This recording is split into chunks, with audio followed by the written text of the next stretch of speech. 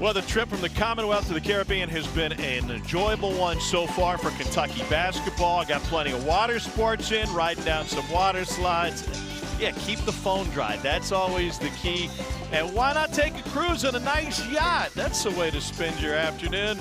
Oh, by the way, they also took care of basketball. And with that, we welcome you to day 2 of Drake's Big Blue Bahamas. Tonight, the Kentucky Wildcats take on Monterrey Tec out of Mexico. From the beautiful Baja Mar Grand Ballroom in Nassau in the Bahamas, this is game number 2 of the 4-game tour here in the Bahamas.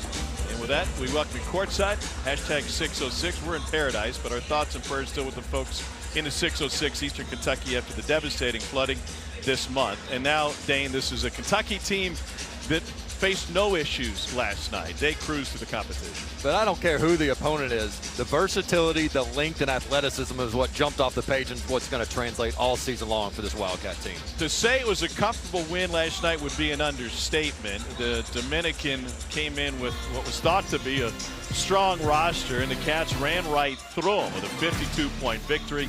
So Monterrey Tec team out of Mexico, a college team tonight with players in the early 20s. They don't have much size. It may not be as competitive as last night.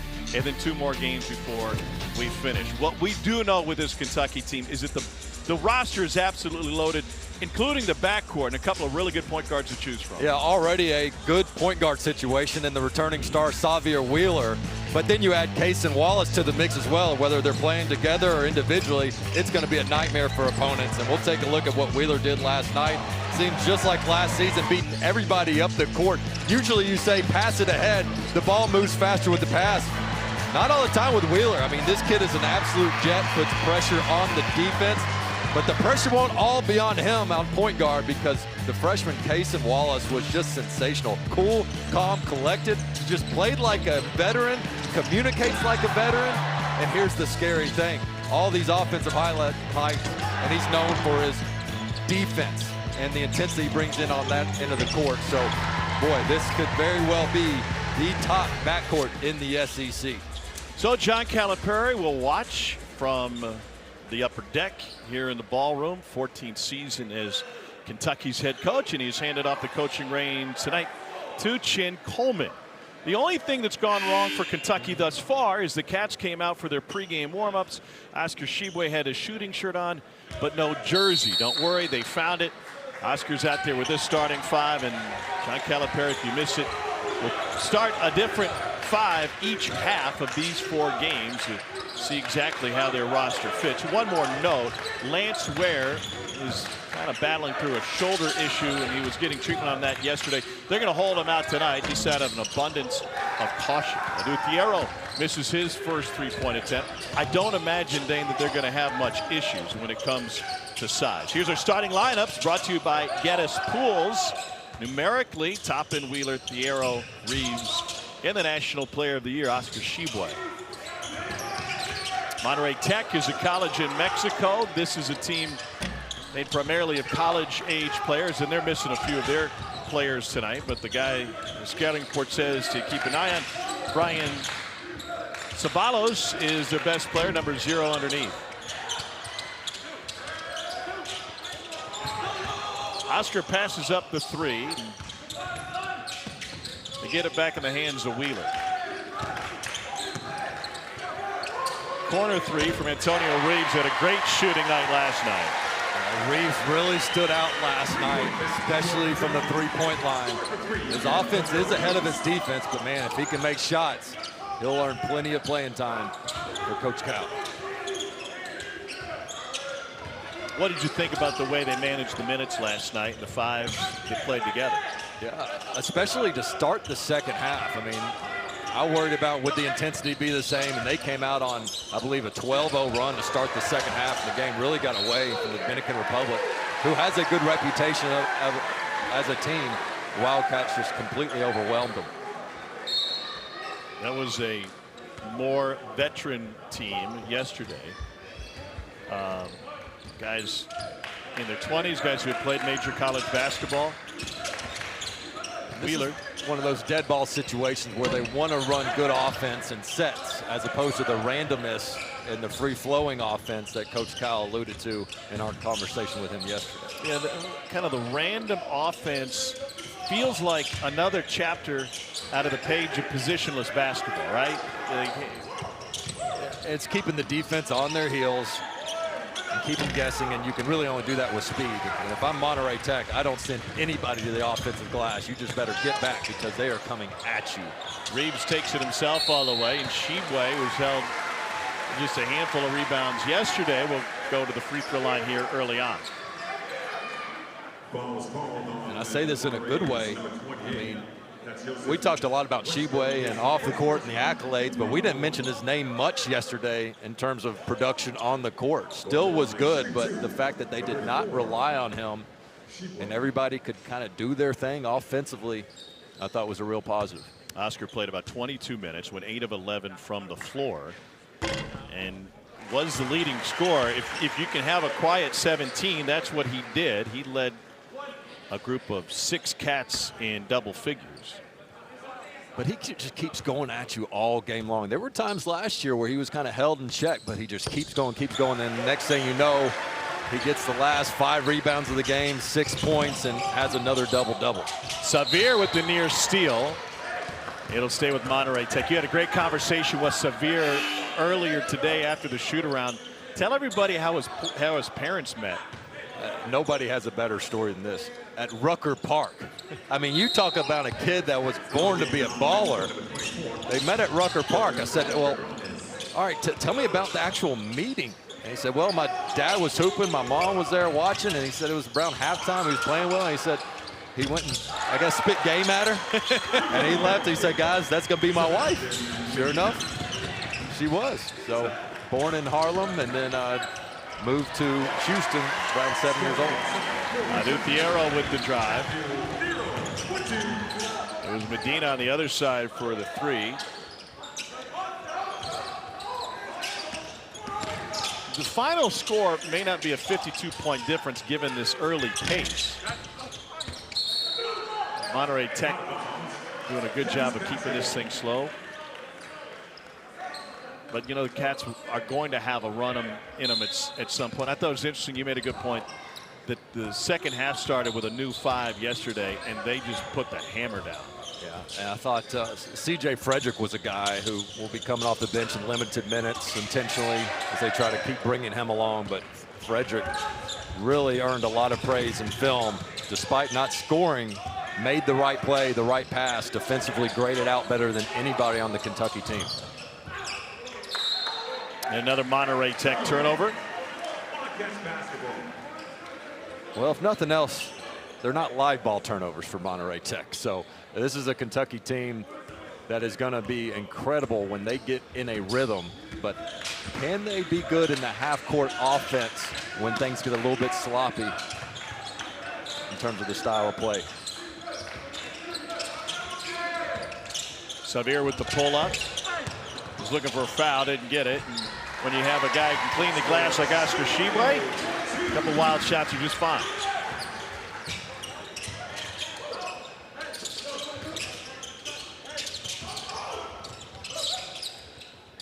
Out of the motion offense, rebounded by Toppin. Here's a chance for the Cats to run.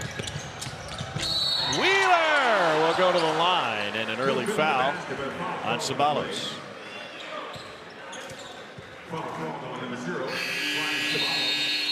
Cats with an early lead, but a slow start to this one. Dane's job tomorrow, they escort the Pink Flamingos to their wading pool. We got the day off, but he's still working.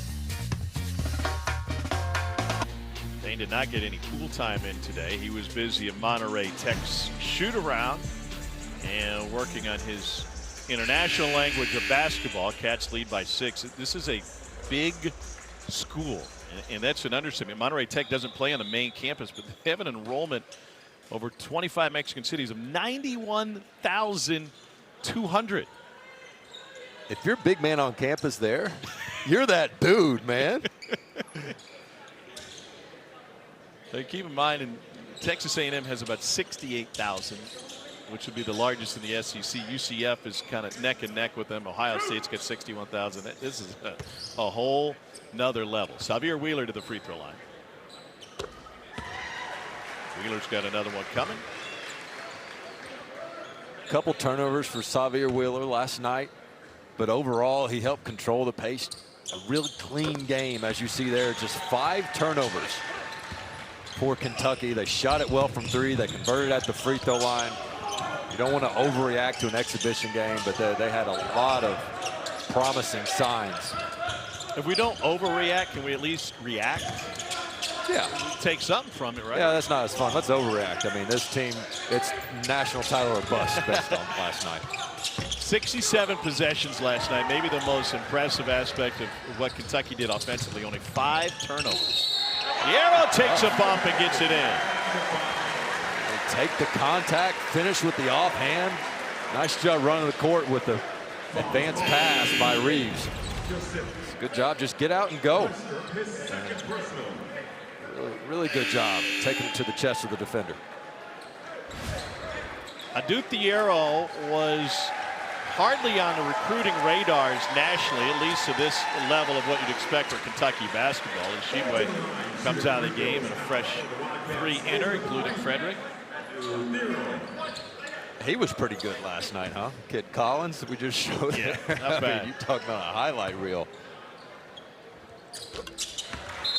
Adu Thiero is 6'6", 200 pounds. He's still in the middle of a growth spurt.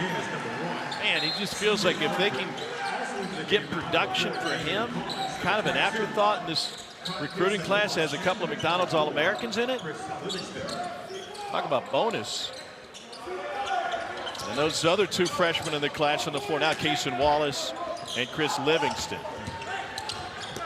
And there's a rejection by Toppin. Cats swatted 10 shots last night. And that's what length can do for you. It was a defensive error and mistake, but their length and shot blocking made up for it. Talking to John Calipari in the walk over to the gym today, he said, you know, the shot blocking is such a key because there's a huge difference in the game. It may not sound like much.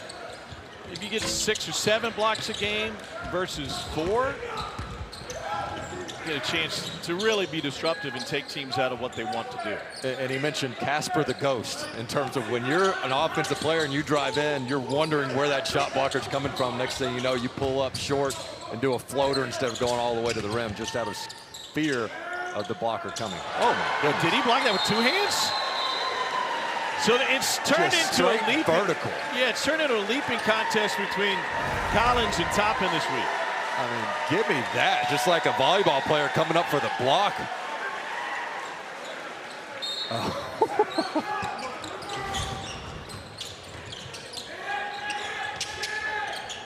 42-inch vertical for Damian Collins. And a shot clock violation. The Monterrey Tec team saying, hey, come on, let's make each other aware of the clock situation.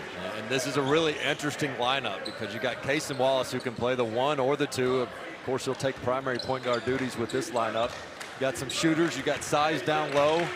And Jacob Toppin, of course, just an X factor that can play 2, 3, or 4. Frederick did not score last night. Gets one here, but Calipari was raving about his contributions on the floor, even though he didn't put a number in the scoring column. Well, and that's going to be a good shot for him right there. His teams are going to run him off the 3-point line. So can he put it on the deck 1 or 2 times, pull up? A little Tyler Hero-ish. That's a heck of a comp right there. Shot clock winding down. And a step through bank shot. There you go. Monterrey Tec gets 1 to go. And a strip. This is a Monterrey Tec team that's gotten to town a couple days ago. Talking with the players, they lamented the fact they only get 3 days here, and then they'll get back to Mexico City. That one good from Joseph Graf van Westra. And I got to think Kentucky does not want Collins leaving the same side corner 3-point shooter open on that penetration. By the way, the next game on the Monterrey Tec schedule is against the NBA Academy of Latin America, which we know very well with Santiago Vescovi at Tennessee, how those NBA academies can produce talent that can end up in the States. He's a big player coming back in the SEC. We'll get into that later. Some of the top returners not named Oscar Tshiebwe. And of course, being the obvious. Oh. Livingston got a little loss on that one and lost his balance. Here's Frederick.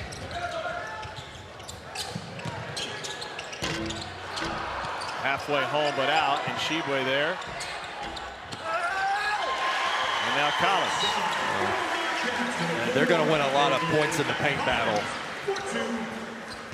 come SEC play. Those inside shots lead to inside rebounds. If they keep staying physical and keeping those hands above the rim, they'll get plenty of putbacks. Chance for Case and Wallace to push it. And Livingston out in front.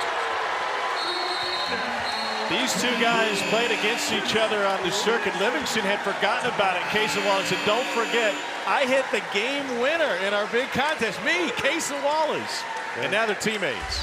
The old Houston Hoops buzzer beater. Now he's feeding his teammate. It's going to be a fun one. We'll see some of the highlights when we come back from last night, including Damian Collins, 360, and some big-time blocks.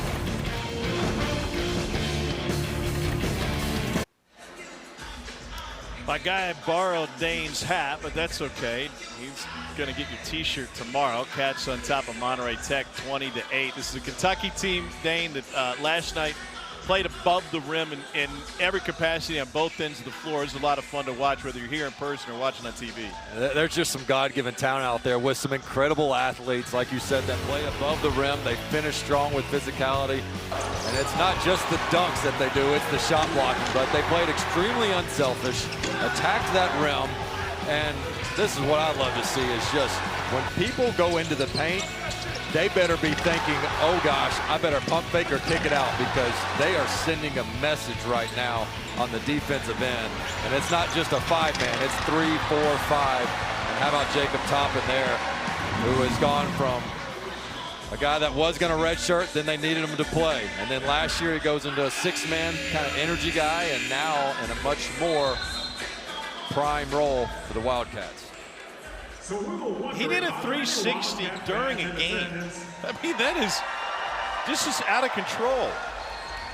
I think there was, I'll throw a name at you, LSU Jarrell Martin. Okay. He went through his legs in a game on SEC play. And I remember being in studio with Dino Gaudio, and he had a great line, even though I enjoyed the highlight. He goes, don't accept in victory what you wouldn't accept in defeat as a coach. So if you lost the game, would you allow him to do that? Right? That's interesting. Say no. So if you won the game, don't say, oh, it's okay since we won. So it was a great line from a coaching perspective, but I still enjoyed the showboating. Just talking about Dino on the golf course a couple of days ago. One of my favorite co-workers, one of the nicest guys out there. We're going to see some golf highlights later, Dane. I know you're asking about that. It wouldn't be a game if you didn't insert yourself from the broadcast in some way. I wanted to get Goose Gibbons into the game. Yeah.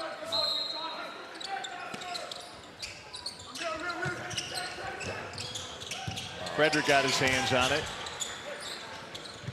Cats broke down the tape last night, the coaching staff did, and presented it to the team this morning, lest you think it's all fun in paradise. And John Calipari raved about what CJ Frederick was able to do. They like him not only defensively, but he always seems in the right place, and position is a big part of what Cal teaches. A little float and finish by Collins.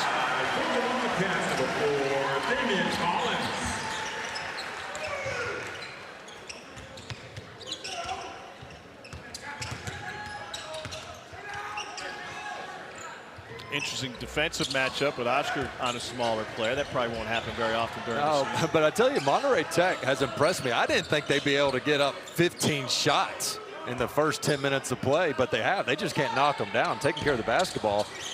But they have not been overwhelmed by Kentucky's size so far offensively. Cats 1 for 7 from deep to start this game. Wallace finds the loose ball and slices his way in. You just love how he attacks everything defensively, the glass, but he's under control, has a great build and frame to him.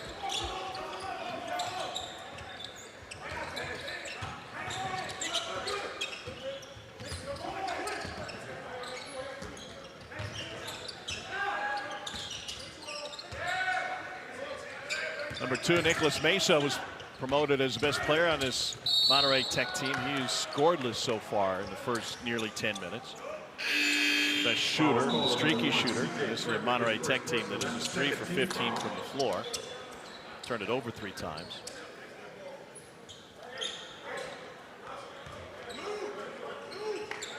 Spent some time with Alex Garcia, one of the injured players for Monterrey Tec. He gave me the full scouting report. He's got to get an MRI when they go back to Mexico City. Here's Livingston with the steal.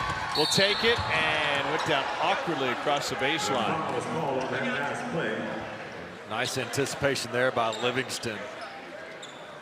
I talked about Case and Wallace's build and frame. This kid, if you didn't know he was, if you didn't have the roster in front of you, you'd say no way he's a freshman.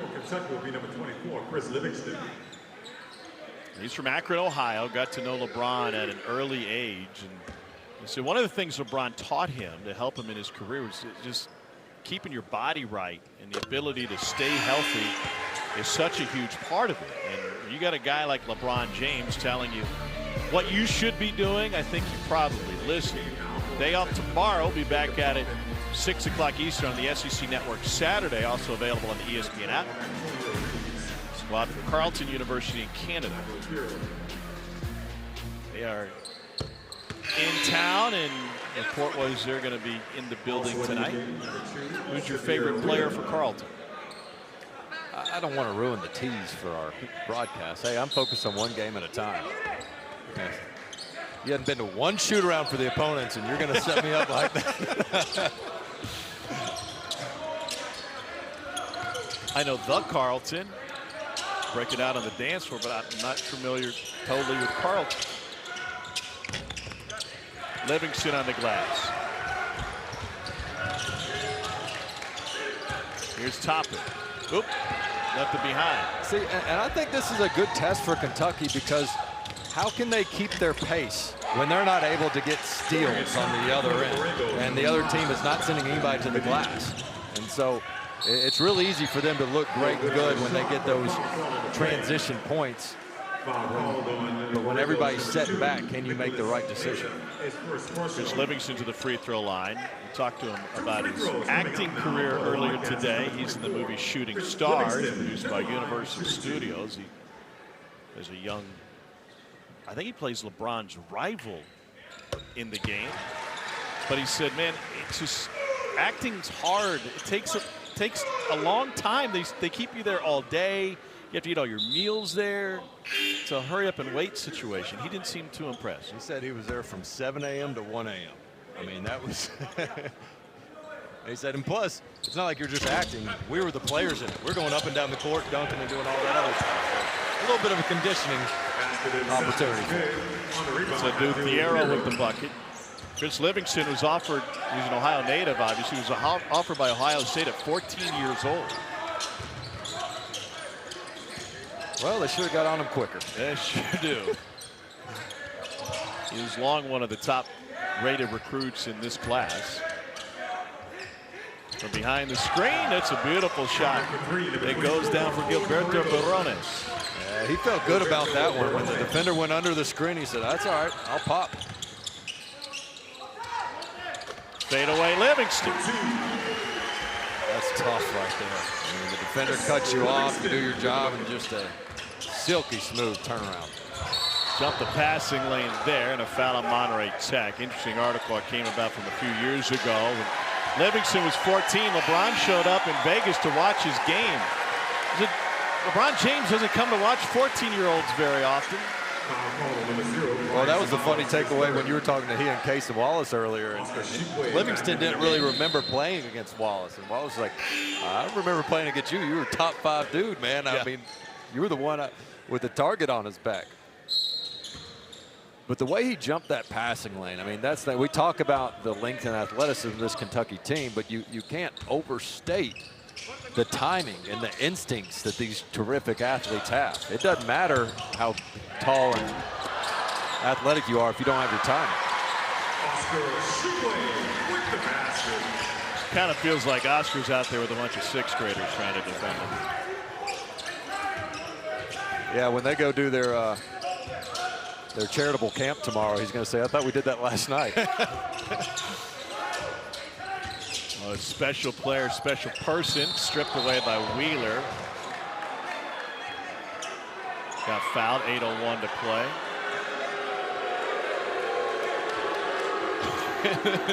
The refs, all Kentucky guys are getting booed. The Hampton brothers, John and Brent. Kyle Bottoms out there.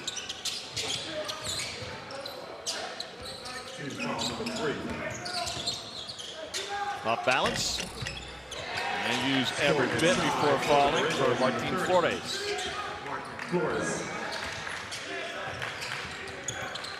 Oh my goodness. What a move. Mixing up.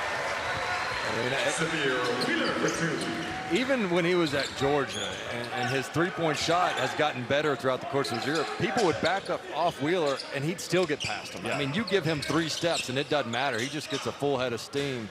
There is no staying in front of 2 in blue. Good communication with the switch. Shot clock in single digits. Thiero got beat on that drive, and Wheeler will try to push. Here's Thiero now, gives it up. And a Kentucky turnover, the 5th of the game for the Cats, even though they've made each of their last 5 shots.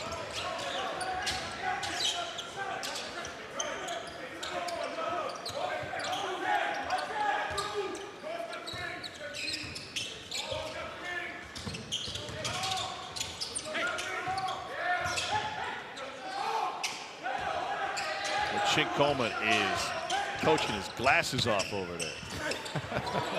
How about Toppin? Impacted that one from the other side of the lane. Orlando and Thiero coached last night. It's Chin's turn tonight. Antonio Reeves off the line.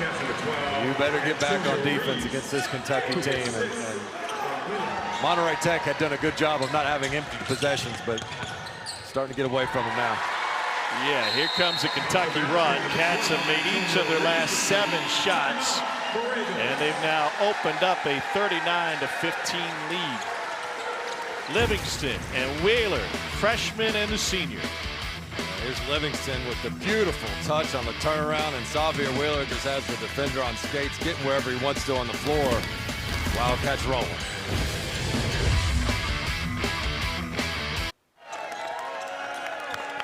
Cats working on another blowout, and here at the beautiful Bahamas Resort, there's plenty to keep you busy. Rolled into town, went straight out with Goose. Dropped 41 on Duke in the 1978 National Championship game, and well, he kicked our butts on the golf course too. The voice of the Cats, Tom Leach. There's the view from the Bahamas Royal Blue Golf Course. Just simply fantastic. Best part about my game, the outfit. That's all I got. I was going to say, did we get a shot of the white belt? It's clear about the white belt. You have a huge Twitter following with Big Blue Nation. I'm going to ask everybody watching your honest opinion to tweet Tom Hart, yes or no on the white belt. Forget the golf swing. I want to rate the belt. I feel like there's 2 places a white belt works. As Charles Barkley once said, I'm cutting you off. What's the belt you didn't look like? You didn't pick out look like. There's 2 places a white belt works, Dane. The golf course and Taekwondo. Yeah. Fair enough. I thought you wore it well. I'm not going to influence the votes, though. It does look better on fire. Nice little turnaround.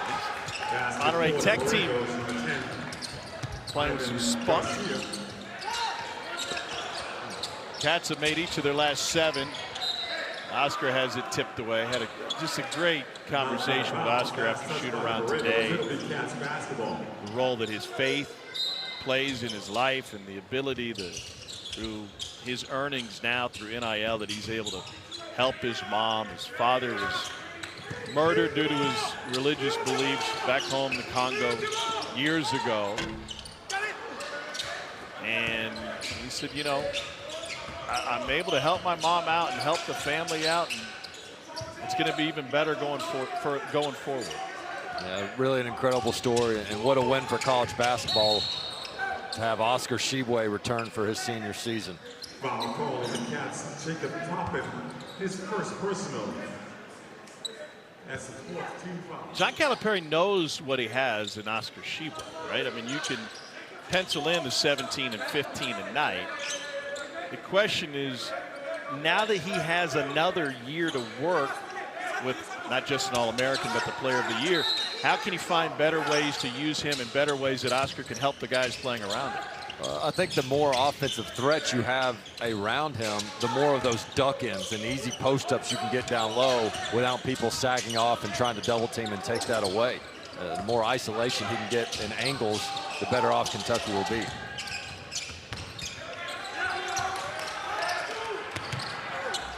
Toppin flew by, and there's another shot blocker waiting. That time was Thiero, and another shot clock violation. You know, most teams have maybe one cleanup guy. When there's a defensive breakdown, somebody can come clean it up, leave their man. Kentucky has multiple. Toppin gets beat on the back door. He still finds a way to make the defender pump fake, and then his teammate comes over to finish it off with a block.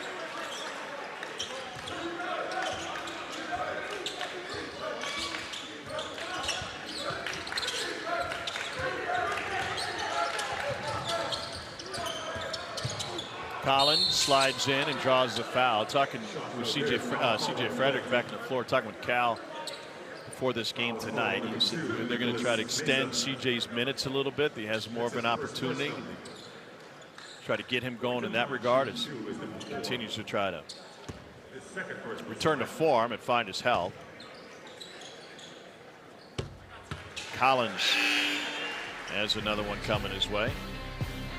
The final game is Sunday at noon. It'll be the Bahamian national team. Game will air on the SEC network and live on the ESPN app.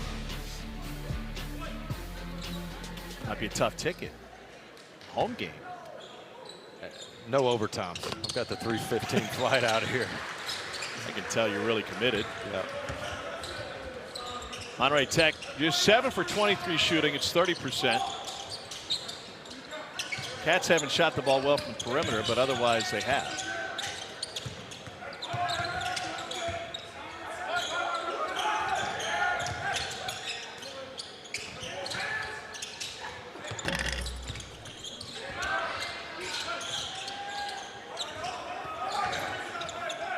Tom, if you're an opposing head coach and you look at Kentucky, Collins do that scares you and keeps you up at night. But look at just this sample of 5 guys, and you say, all right, how are we going to score? Who are we going to try to expose? There's not a weak link out there defensively, and it just makes it really hard on your play calling. And if you're a free-flowing motion-type offense, you know, who are you going to beat off the dribble out here? And so it's going to take a really skilled offensive team to score efficiently on these Wildcats. It's probably going to take a team with multiple scoring options, right? And Gonzaga is that team. And that can get their own. I mean, if you're going to score on this team, it can't just be off assists. You got to have some guys that can get theirs. And speaking of guys that can get their own, I mean, Damian Collins is that guy. He can take off from just about anywhere, throwing it down as he's been doing all trip. On the various pools, people just fighting to get in there today. Stick around. We had a little bit of a storm. We took that like a champ. Yeah, we were soaked. We had a nice in-depth conversation. You were crushing a burger. I ate a burger in the pouring rain. It did not stop. Chin Coleman coaching the team up. John Calipari allows all of his assistants to get an opportunity to coach each game. And the Cats up 43-17. You know, Chin from the south side of Chicago wanted to take advantage of this opportunity, just like Orlando Antigua did yesterday. We're talking about Chin's swimming prowess. He's part of that group program that got some swimming lessons. TJ Beisner got word that several guys on the team didn't know how to swim. He said, guys, we're going to the Bahamas. Who wants some lessons? He got it lined up. A great story where multiple guys came out, got their swimming lessons, and then the rest of the team learned about it and said, well, we're going to go show up and support our guys. And next thing you know, Chin Coleman's got a swim cap on and a T-shirt made about him. So they went from 3 goggles to like goggles. Yeah. Here's Xavier. Beautiful scoop shot and spin. To your point earlier, it's just hard to stay in front of him. And he's such a good finisher. You can try to say, oh, take away his left hand, and yes, that's your preference, but he's going to get to whatever spot he wants to on the court. I think the key for Wheeler is going to be, as I alluded to yesterday, push in transition, but when it's not there, can Coach Cal trust him to pull it out, set the table, if you will, and run good stuff for your team to limit those turnovers. Shot off the mark. Shot clock got down under a second. 2.5 to play in this first half. Cats have made 9 of their last 11. No whistle on the Frederick drive. The Kentucky shooting 57% from the floor here early on.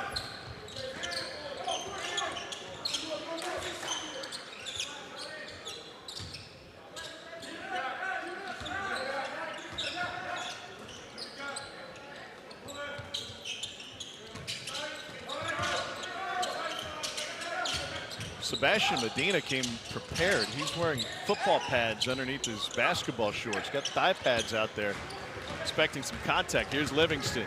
Shares it. Frederick runs the floor. This is a really good passing team. I mean, it's one thing to be unselfish and want to share the ball, but can you execute? And we have seen some sharp passing over the past 2 days.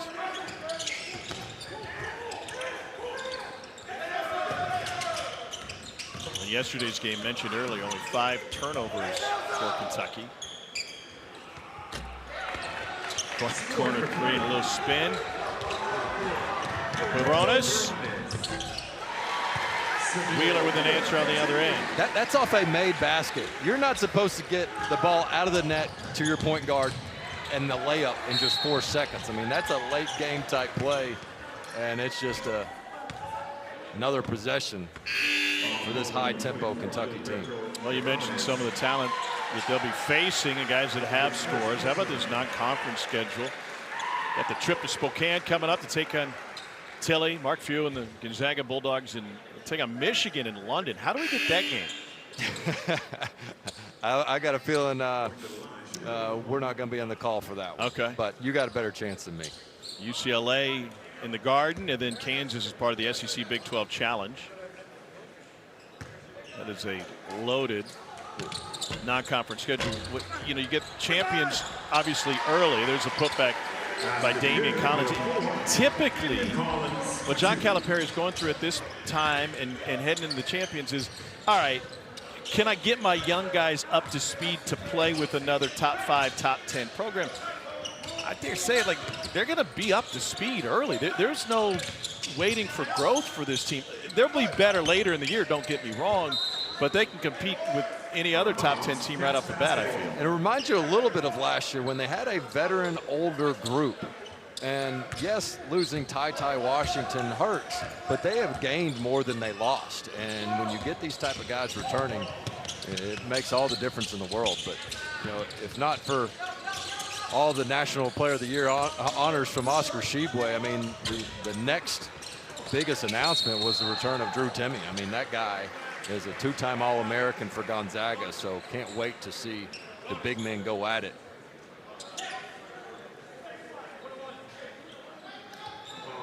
Very relaxed Oscar Tshiebwe on the Kentucky bench.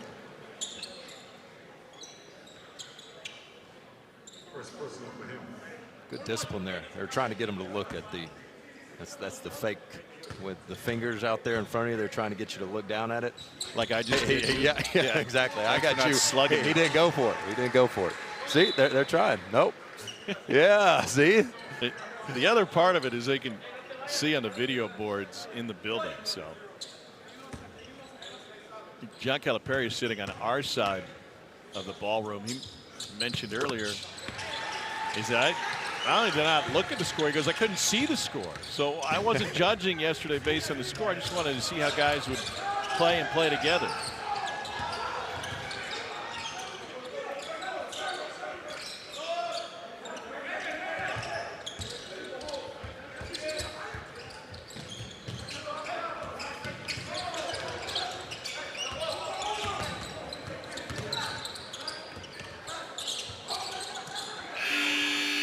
You know, Dane, I was just thinking it felt like the first half yesterday was more crisp than this, but Kentucky's shooting 57% from the floor. Yeah, maybe not as many highlights, and the tempo wasn't quite as fast because Monterrey Tech did a good job of not turning it over early, but Kentucky got what they wanted regardless. So it's a 53-21 lead at the half. The Cats have held Monterrey Tech to just 28% shooting. We'll hear from Jacob Toppin coming up shortly. We'll talk about his offseason, what he thinks of this team and their possibilities. Back to the Bahamas right after this. Today, Dane, we were right there on that beach. That's you jumping on the lily pad thing. That could be. I offered to give you a ride on the banana boat, but you passed there. I'm willing to spend the cash. Yes, I did. Welcome back courtside. Tom Hart alongside Dane Bradshaw, seeing just about everything we want to see from Kentucky in the first half. What's something to watch in the second? Well, the starting five in the second, can they create the same intensity that they did last game and just keep their foot on the gas? But I thought what was good was they were still able to get the tempo they wanted despite the opponent playing a little bit more cautious. They had guys getting back. They weren't crashing the offensive glass, was Monterrey Tech, yet Kentucky was still able to get the tempo and momentum they wanted. However, they did not shoot the ball nearly as well as they did last night. See if that can get corrected here in the second half. Monterrey Tech shooting just 28% from the floor. The Borregos, the mascot for Monterrey Tech. Be a ram, if you didn't know. Based on the logo, I do now. Yep. I'll give them credit, though. When I saw these guys at shoot around and they don't have a single player over 6'5", they're not going to beat anybody with their athleticism. I thought, how are they even going to get a shot off? But they've been pretty crisp on the offensive end. Let me see. You're from Memphis. You played college ball in Knoxville. This team is from Mexico. There had to have been a bit of a language barrier when you were watching shoot around. Hey, it's when you're running motion offense and you're doing traps and all that stuff. I could have watched that thing with my AirPods in. I would have learned just as much. What's funny is I told you I'm so famous when I go to these shoot-arounds. When I walk in, they come over and they ask, "Hey, can you get the music turned down? You know? Okay, can you get the air conditioning up in here?" I'm like, yeah, I'm just here to help. That's all right. I was before the game pulled aside by a local gentleman who was wearing a big Blue Bahamas T-shirt. He said, "Excuse me, sir." "Yeah, how you doing?" He goes, "Are you the head coach from Kentucky?" "No, I am not."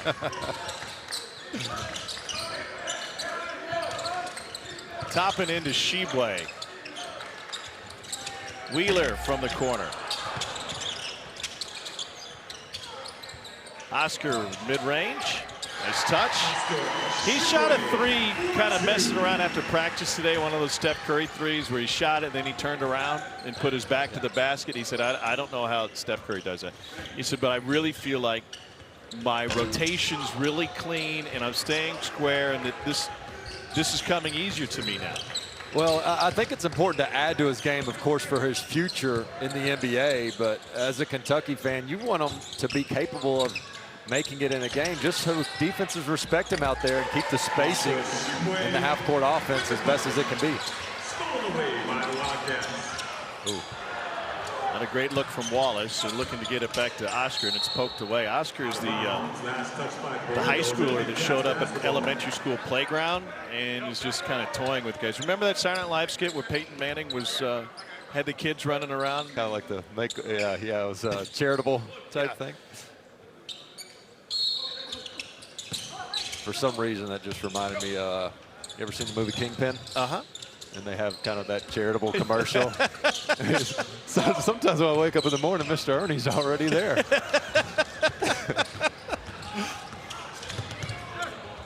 I don't know how that thing went in. A fantastic shot by Ceballos. Wow, look at Casey Wallace from the floor.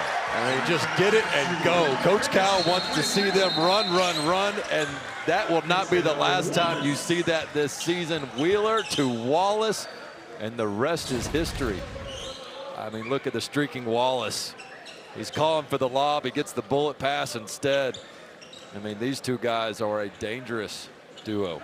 So it doesn't really matter when they're both on the floor who's running the point, but it seems like it would be Xavier, and Kaysen would play off the ball. But I talked to him today about being a point guard, and he said, I went to Allen Iverson's camp early on. I wanted to perfect that crossover. I love the way he played. He said because he's a dog, and he goes, I embrace that philosophy that as a competitor, there's so much you can do that goes beyond just scoring. It's whether or not your team wins the game. Yeah, and what I like for Wheeler's benefit and Wallace's, you love to play with another point guard on the court, regardless who's got the primary duties. But when you have the IQ and the thought process of another point guard out there, all it does is make your job a lot easier. Got the floor mopped up. Dane spilled his pina colada. I quit drinking those at 4. Look at Toppin bringing it up. One thing you don't typically talk about when it comes to John Calipari's teams is growth over the course of year to year, because the roster turnover is typically high. But we've seen that growth from Collins and from Toppin and indeed from Xavier. Well, and also the revenge factor. You know, the early exit to the Cinderella story of St. Peter's, but to come back in a season and have that chip on your shoulder that they normally don't have the benefit of, they do now. Wallace was out ahead just a little bit. Here's what we got coming up. We got game number 2 going on right now, and then a day off tomorrow.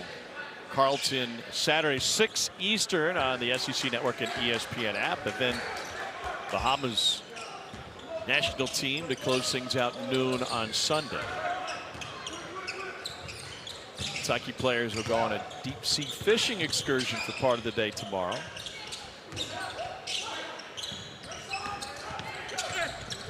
Livingston with the takeaway. A little bit sloppy. Yeah, he just never had a clean handle on that thing the entire time. He had a trailing top, and I thought he might be able to scoop it off, let Toppin get above the rim.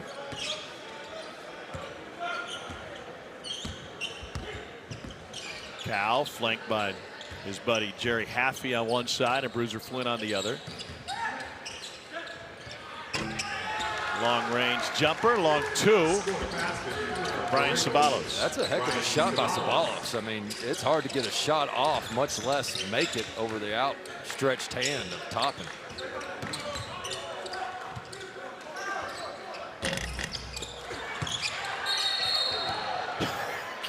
Wallace is, why is number 6 bear hugging?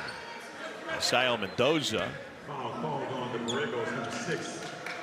You notice that the Monterrey Tech guys wearing numbers that aren't allowed in NCAA play. There's a number 28 out there. There's a number 6. Oscar wanted to wear 9. Bring Kentucky the 9th national championship, but not allowed. Why can't we bend that rule or just change it? You don't have to bend it, just change it. Yeah, I don't see the point in it either. Number 6 in the NBA, you see that? They're going to retire that for Bill Russell permanently. Oh, I didn't see that. Yeah. That's great news. They're grandfathering in LeBron James. He doesn't have to change his number, but Livingston took a shot below the equator. He's going to catch up. Here's Wallace, and the ball boys had to get out of the way for Toppin to fly in. Oh, I think the ball boy pulled a hamstring. Could have been a total yard sale.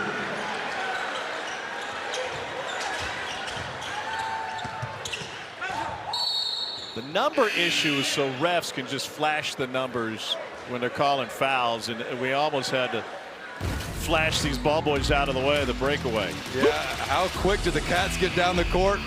You don't have time to wipe up the sweat. The ball boys almost got run over. Look out.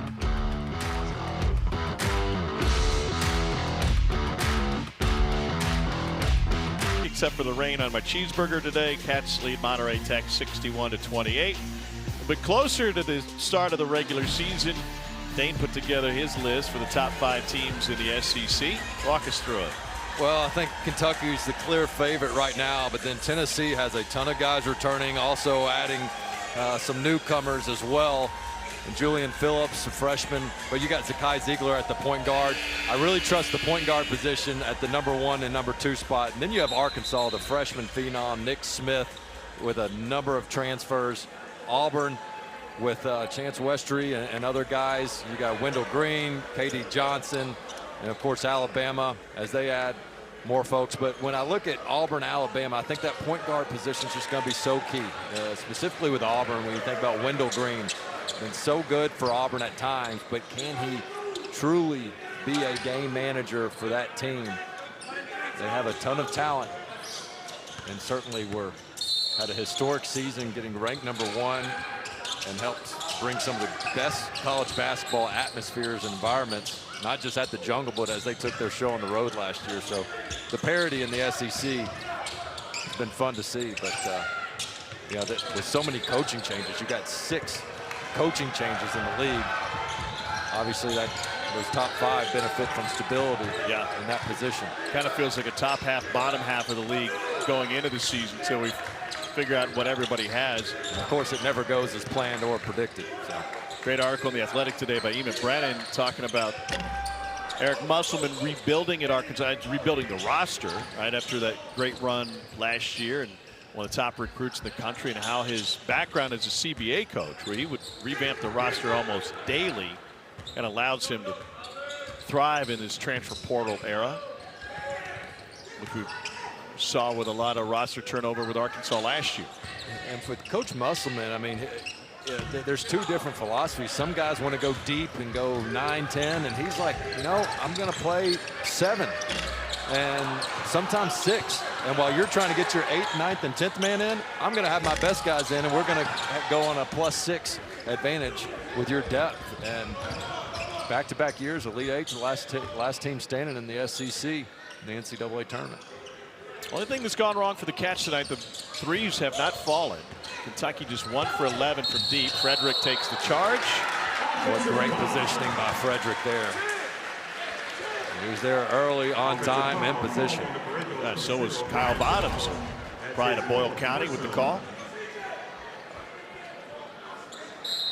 Well done by Frederick. Graded out extremely well last game. By the way, these officials had quite a scenario that greeted them when they showed up yesterday. The Hampton brothers, Kyle Bottoms, that got in the locker room. They walked in to get ready for the game, and there were 3 Bahamian officials already in uniform, ready to go. Is that right? It was some sort of mix-up, and they said, guys, I'm sorry, but we're here, we're working these games. They flew us all the way here to work these games. So have a great night. Stick around and watch if you'd like. I hope the Bahamian refs were as nice to them as the guy whose room you tried to go into when you first got here and you couldn't remember your room number. They aren't keys so much as they are wristbands. And, yeah, sorry, pal.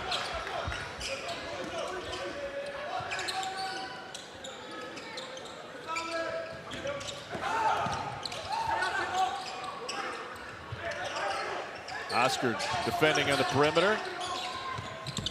What I thought was really unique in the shoot-around the other day, Coach Cal said, guys, it's okay to have short closeouts, which is something you never hear from a coach. It's always no short closeouts. But their length is so remarkable that they can give a step and they can close out and still contest the shot.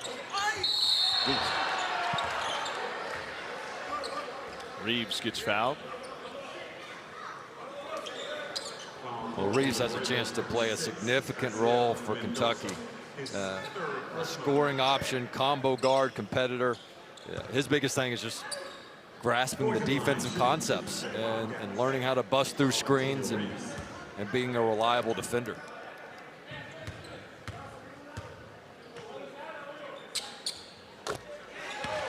First one goes. Marty McGee, get you set for the college football season. To sit down with every SEC head coach on Monday. A visit with the head coaches from the East. Tuesday, talk with the West. Talking season starts 7:30 Eastern, 6:30 Central, both nights, right here on the SEC Network.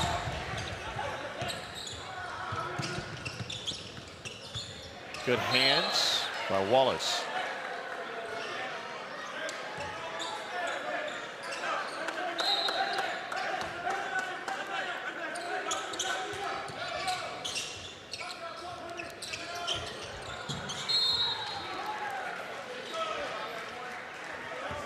talk about protecting the rim and shot blocking. It can be two separate things, right? You're talking about the closeouts. We've already seen numerous blocks in 2 games on jump shots from the perimeter. One that was a 3 earlier today, and Cason Wallace got one on about an 18-footer in game 1 yesterday.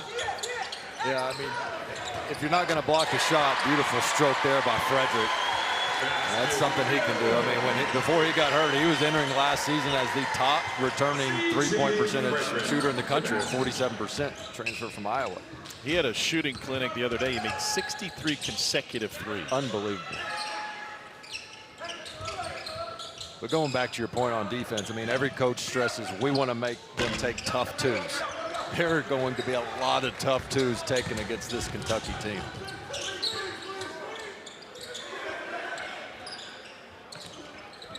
That's where you'd like them to see if they can't get in that floppy action, get Frederick another look. Frederick inside. What is floppy action? Well, it's kind of a single double action on the baseline. Imagine maybe a Reggie Miller, Ray Allen type, just an opportunity to go either way. Coming off one screen or staggered on the other side.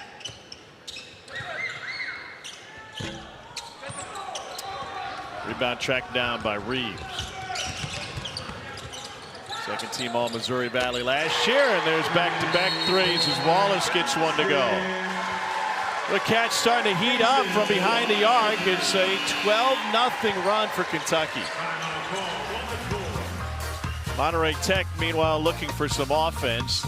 Just got a chance finding it at the bottom of the Caribbean as they'll find it in the final 11 minutes tonight. There's a shark on that turtle.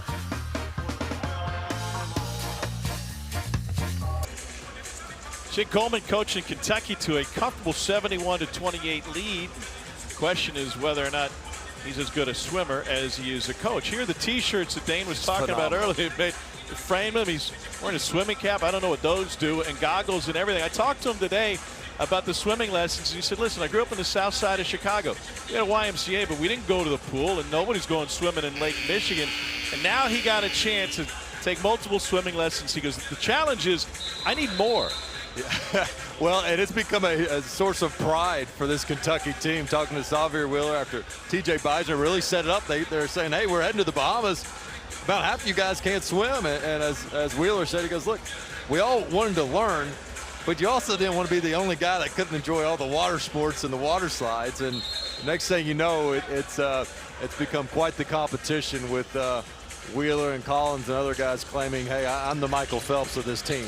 But we talked with Cal about it before the game today. It's the opportunity then one generation learns to understand the importance of, in reality, what is a very usable life skill. Absolutely. It is a generational change and an opportunity for them to take that back to their families for sure. For the record, Lance Ware, he already knew how to swim, and they said he's the stud. Nobody's getting past him in the IM or butterfly or anything else. 71-28 is the score. We've got a timeout here on the floor. Beautiful Bahamas Resort in Nassau, in the Bahamas. Cats up big.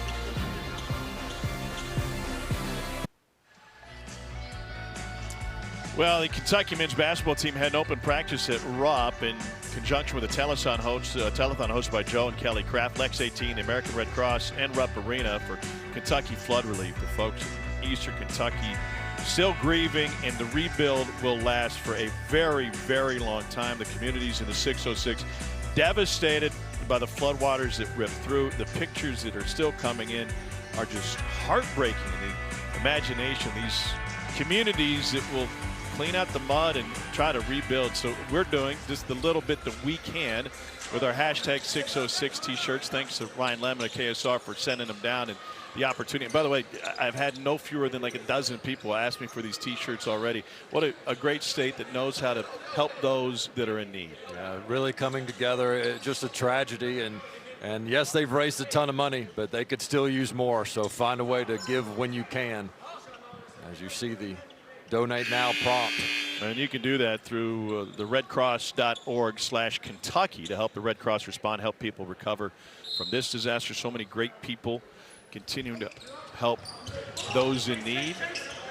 In fact, even when I came out of the hotel room today, Cal goes, man, I love that shirt. And Kyle Bottoms, our official here today, says my wife has already sent me a picture of you guys in the shirt because she's from the 606. Yeah, what a terrific job by this team using their platform to help others. And I know it hit home especially for their point guard, Xavier Wheeler. It was Hurricane Harvey in 2017 down in Houston where he and his family lost their home. And he said he could certainly relate to what many folks are going through right now. Monterey Tech has been held scoreless over about 6 minutes. Fresh 5 in the game for Kentucky.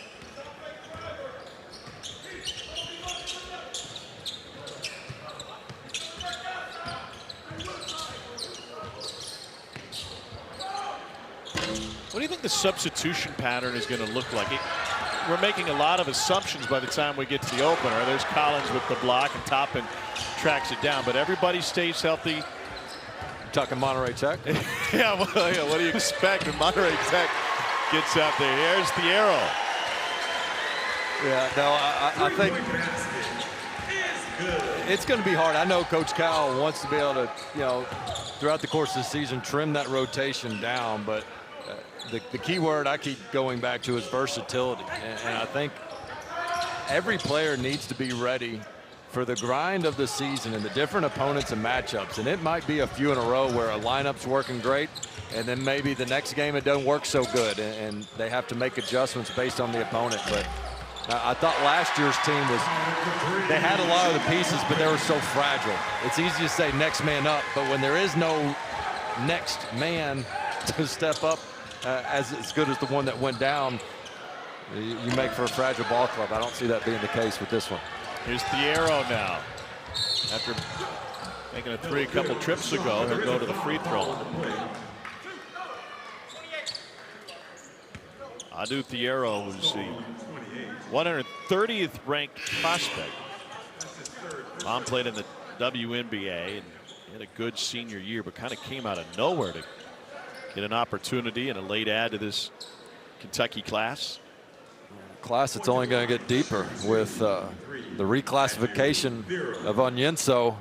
6'11", didn't make the trip, but will be part of this squad this upcoming season. Just another rim protector, athletic big. You think they need the big guy against Carleton with Donna Onyenso? More size. It's Saturday, 6 o'clock Eastern, and as always on the ESPN app.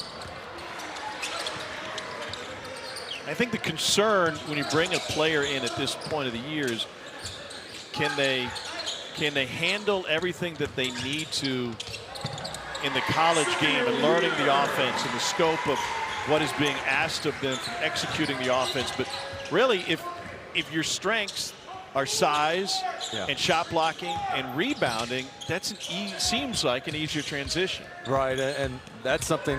Wheeler with the rip. He's got Collins behind him. Coach Antigua had mentioned to us was, hey, yeah, I mean, he's going to have a learning curve, but the things he does well translates to an immediate impact. Collins flew by, and Toppin was there to clean it up. I mean, you get rid of one shot blocker, and here comes another.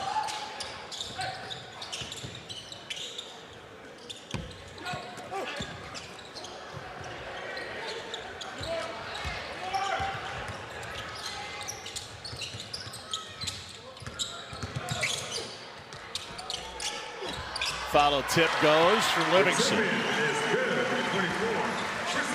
Chris Livingston played at a couple different high schools. Here he's a steal at midcourt. Boy, he's got some active hands, doesn't he? Yeah, I mean, his deflection game is really strong. He played at Western Reserve before he went to Oak Hill. His final game there, he had 50 points, 20 boards, 8 steals, and 5 blocks. What a way to go out. Golly. Yeah.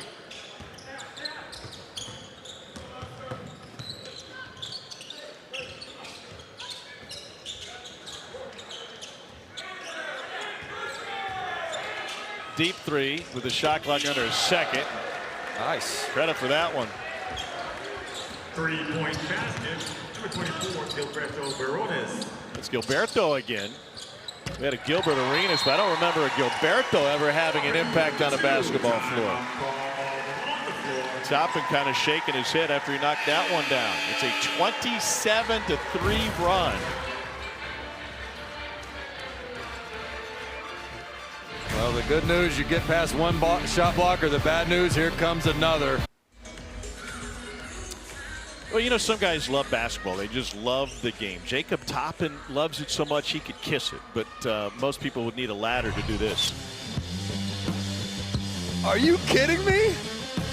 I mean, you hear about guys like, oh man, he can get up there, he can get his head at the rim, but to literally go up there and have the body control, not bust your lip and just Kiss the gently rim. give a little smooch. Jared Christopher had the video rolling this morning. Thanks to him for catching that. He tweeted it out. That is amazing. You heard him. I can't can't get over that. I'm going to have to watch that again after this. I mean, it's just. And what did he tell you in the interview? He's about his vertical on the NBA Combine. Yeah, he said, you know, I got measured at 42. I didn't feel like I was properly stretched. I think I could get to 44. And I think one way, it's not just his shot blocking and the highlight reel stuff, but we saw him right before break. The elevation he gets on that pull-up jumper and getting that ball over his head, and with that athleticism and vertical, that becomes a very difficult guy to stop. There it is again. Second three for Toppin. And I love what, his demeanor in talking to you. I mean, some guys get so eager to become the superstar of the team, and they forget about what got him to this point. He's like, look, I'm still going to make those hustle plays, the energy plays. I mean, this guy is a momentum-changing type player. We've seen it with his great shot blocking, his alley-oop dunks, and he's just adding more and more to his game every season. By the way, folks, and I love these hashtag 606 t-shirts. Livingston loves flying in and throws another one down. I want to thank Tim Seaberger, Kentucky branded, for sending the t-shirts our way this week. Wheeler bursts down the lane. Dozen for Xavier now. The lead is 60.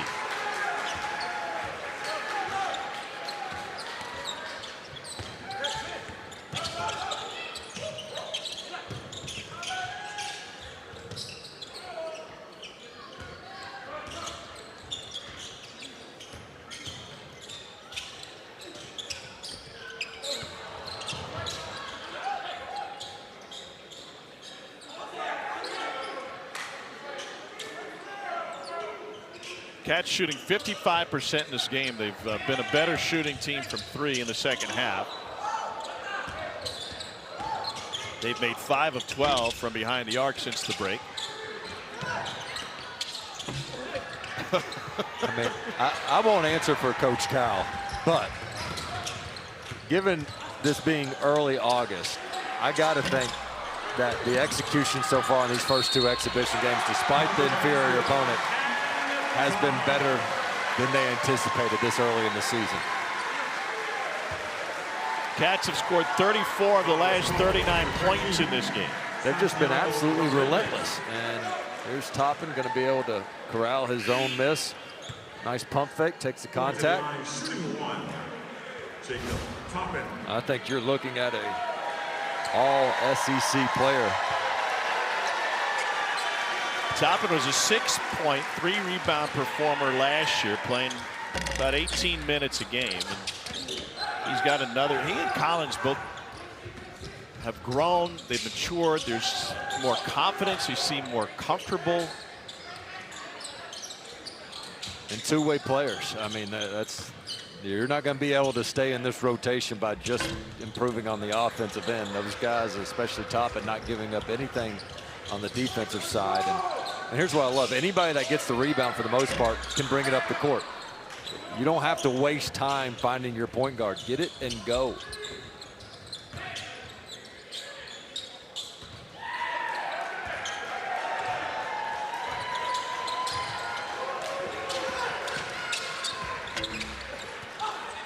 Toppin cleans it up. Here's Wheeler, full head of steam. What a move!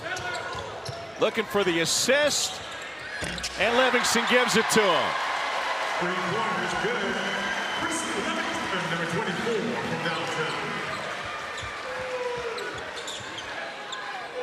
Toppin the rebound.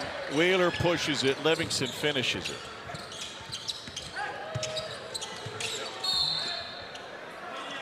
We've got a timeout on the floor. How about this trio going to work? I mean, Xavier Wheeler, the leading assist man in the SEC, is back, and here's why. Nice little hammer pass to Livingston.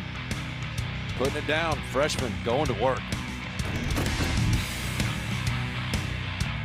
Time Cal has brought a Kentucky team down here. By the way, we're 2 points away from free conch fritters. Notice that? Nearly the century mark. 2014 came down here, only lost to the Dominican, and that was a team coached by Orlando Antigua. By the way, we're renting out the spot next to Cal that's not Bruiser because we just got a steady stream of guests that come in and take that seat and get TV time. Coach Cal's going to have to be pretty picky. I think they've earned the day off tomorrow because the film's got to be looking pretty good to him. He'll find something, but I think his main thing was play through your mistakes, play hard, play together, and I think they've accomplished that. Getting some walk-on some time here late in this one. The coolest guy in the building, Kareem Watkins, now on the floor. I don't know that there's any. He's got more swag per size than anybody who's ever put on a Kentucky uniform. And Watkins? Yeah. Of course. I mean, the lineage of stepdad's DeJuan Wagner. Let me tell you something. DeJuan Wagner was shooting Steph Curry type threes before that became popular. I was a high school kid in Memphis, and Wagner came, and he hit more accurately than that one. But when we'd pull from deep, everybody'd hold up a W and say, wag, wag. And he was really kind of the first one and done that came to campus under Cal at Memphis. Brennan Canada on the floor. Walker Horn getting some run alongside Grant Derbyshire. Here's Horn. Pardon me, that's Canada off the mark. And put back by Thiero. Free conch fritters, you say? Yeah, we got him. Pat Lowry's paying. As if you picked up a tab all week. Anyway. Us against Even riding. Tom Hart is a magnet for the corporate card. I'd like to point out I bought all your beers this afternoon. Here's Canada. And evening. That's really cool of you.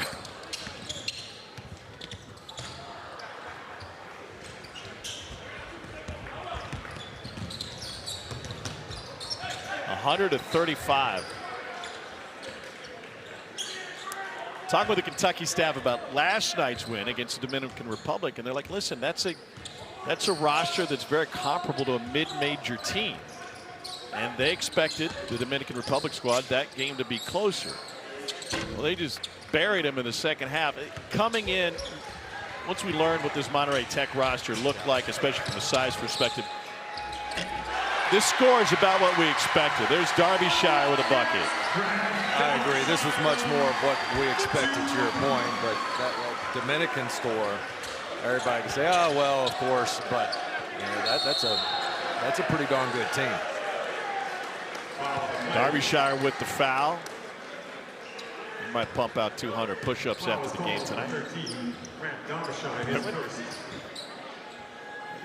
You never see Bruiser Flynn without a smile.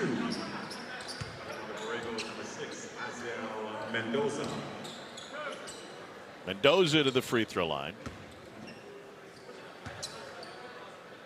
6'5" forward. And ICL off the mark. Coming up next, it's the SEC Now crew. Complete recap of our game. The rest of the SEC hoops from around the globe. Plus Sam Pittman will join the show. Marty McGee sit down with Tennessee quarterback Hendon Hooker. SEC Now tonight at 9 Eastern, 8 Central, right here on the SEC Network and the ESPN app. Peter Burns and Roman Harper. Does Peter still have his mustache today? Lord, I hope not. Here's Horn for 3. Off the mark. Went for the block. Scoring for the Borregos. And Darren, head coach of Northern Kentucky. Medina. Talked to Walker at shoot around today. He said, you know, you're my dad's favorite partner. I said, and he was mine. Where's the, yeah. Out of your earshot. Yeah. There was no witness at that conversation. We have no idea if that's true or not. Well, that'll do it. A 62-point difference.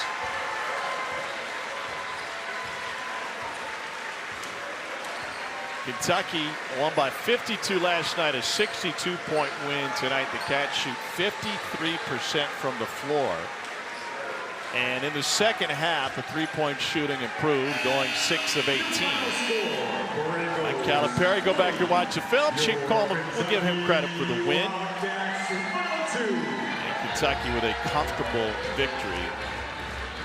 I think the suffocating defense is what continues to stand out. I mean, the energy, the effort was just absolutely nonstop, start to finish. Got a little bit sloppy at times, but as we mentioned in the open of this game, the stuff that's going to translate to conference play, non-conference play, regardless of opponent, is that overwhelming talent, length, size, and effort we're seeing on the defensive end. Xavier Wheeler with a double-double tonight, 14 points, 10 assists, only 1 turnover. Livingston had a double-double with 14 and 10. Oscar another double-double, 10 and 14. And overall, dominating performance by this Kentucky team. Pretty good to see what they can accomplish. And a guy who is finding more minutes as he gets healthier is CJ Frederick, and he's nice enough to join us now courtside. CJ, you got the ball to go in tonight. I know that wasn't a huge concern, because talking to Cal, he raved about all the other things that you did in last night's game, but how do you feel physically and mentally getting back to where you know you can be? Yeah, physically and mentally, I'm getting a lot better. It's just going to be reps at this point. You know, I haven't played a real basketball game in almost a year and a half, but it feels great just getting back out there and competing and playing the game I love. I know shots will fall and everything will come, but just sticking to who I am. That's what I'm going to keep doing. What do you feel like your role is for this team outside of just being a three-point threat? Yeah, I think a leadership role. I'm a veteran guy who's going to come in and play good defense on the ball, make the right play, make good shots. Just an all-around player for us. All right, you get a chance to take Dane's job now. We're going to watch your highlights. Walk us through it.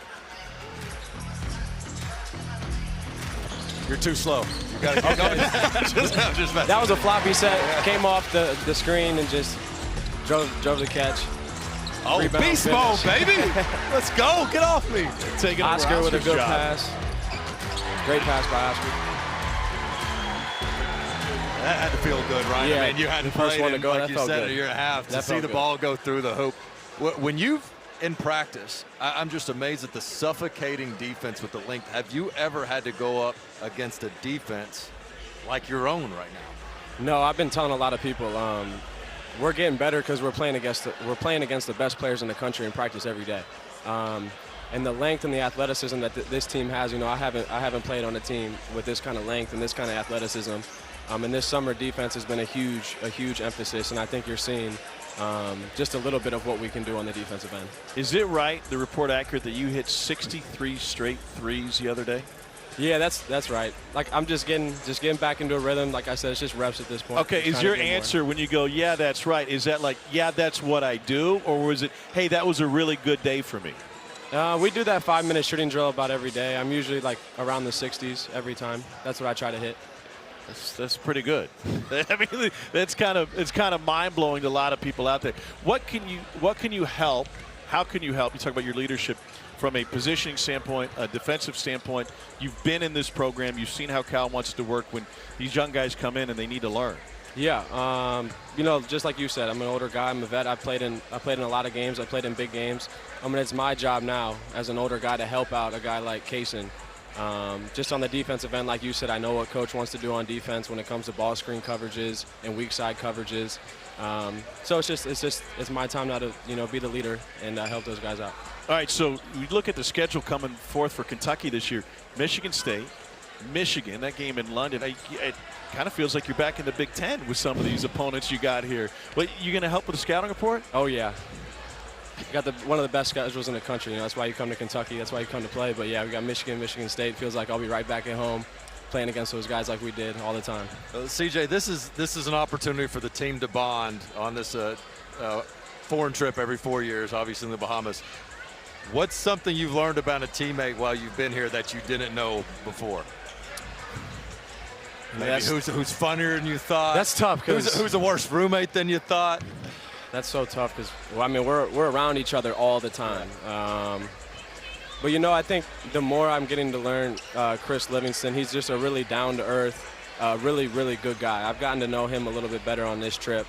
Just a great person. Well, he put on a show tonight. He did a absolutely heck of a job. I want to be friends with him, too. Yeah, absolutely. He's going to be great for us. CJ, thanks for your time. Yeah, congratulations. Great to see you back on the floor. Thank you. Thank you. CJ Frederick and the Kentucky Wildcats, no issues with Monterrey Tech. They get a day off tomorrow, and Dane's going to go back and feed those flamingos once again. Dane, don't forget, you got to come back. We got another game on Saturday.